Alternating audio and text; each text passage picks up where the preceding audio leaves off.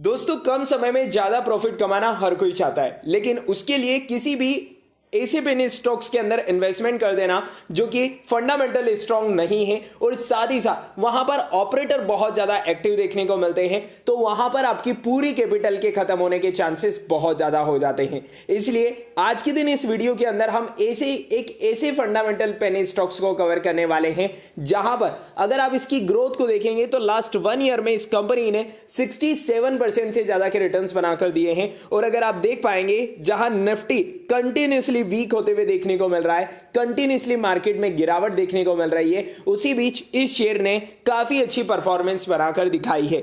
इस penny stocks की मैं बात कर रहा हूं, उसके अगर डायरेक्ट हम फंडामेंटल्स नंबर्स की तरफ चले तो यहां पर आप देख सकते हैं सारी फिगर रुपीज इन करोड़ से।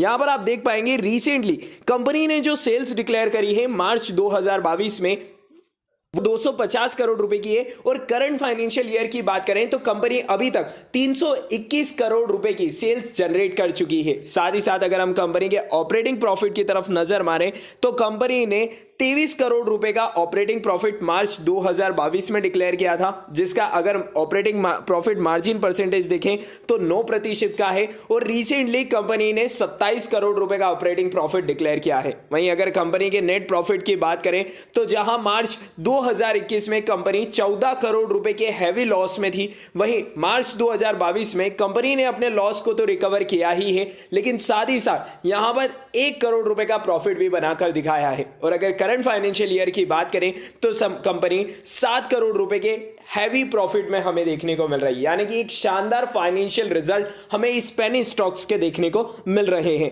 चलिए, अब जब भी बात किसी पेनी स्टॉक्स की आती है तो वहां पर डेप्ट की बहुत जल्दी बात आती है, यानी कि पेनी स्टॉक्स है तो डेफिनेटली इस कंपनी के ऊपर कर्ज बहुत ज्यादा होगा। तो इस पॉइंट को भी यहां पर हम डिटेल में कवर करते हैं। यहां पर अगर आप कंपनी की बोरोइंग्स देखेंगे तो जहां मार्च 2019 में कंपनी के ऊपर 158 करोड़ रुपए का डेब्ट था, कर्ज था, उसे कंपनी ने पिछले 3 साल में बहुत तेजी से रिड्यूस किया है। मार्च 2022 में अब कंपनी के ऊपर सिर्फ 93 करोड़ रुपए का डेब्ट है, क्योंकि कंपनी कंटिन्यूसली अपने डेब्ट को रिड्यूस कर रही है और डेब्ट रिडक्शन का प्रोग्राम भी चला रही है।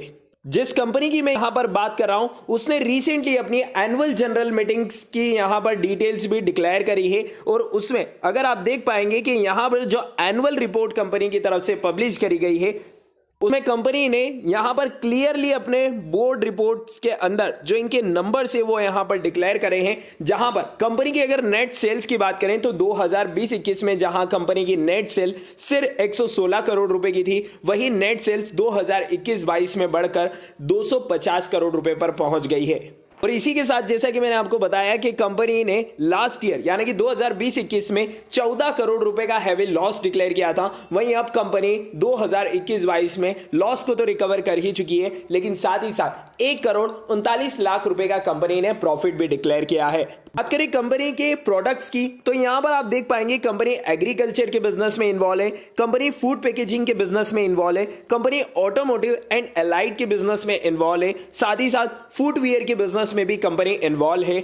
और इनके बिजनेस को और डिटेल में एनालिसिस करें तो प्लास्टिक एंड पॉलीमर्स के बिजनेस में इन्वॉल्व है, हेल्थ केयर एंड फार्मा के बिजनेस में इन्वॉल्व है, इंफ्रास्ट्रक्चर, वायर एंड केबल्स, इन सभी सेक्टर्स में कंपनी का प्रोडक्ट्स हमें देखने को मिलते हैं। यानी कि कंपनी का बिजनेस काफी ज्यादा डाइवर्सिफाइड है, सिर्फ एक सेक्टर में काम नहीं करते हुए कंपनी काफी ज्यादा डाइवर्सिफाइड सेक्टर से अपने रेवेन्यू को जनरेट कर रही है। हमें इस कंपनी की कुछ की स्ट्रेंथ भी देखने को मिलती है जो कि सिर्फ इसी कंपनी के साथ में है। लाइक अगर हम बात करें तो इंक्रीमेंटल इनोवेशंस देखने को मिलते हैं। साथ ही साथ एमटीएम की बात करें तो इंडिया की एकमात्र ये कंपनी है जो कि एमटीएम का यहां पर मैन्युफैक्चर करती है। साथ ही साथ रीच मैनेजरियल एक्सपीरियंस भी हमें इस कंपनी के अंदर देखने को मिलते हैं।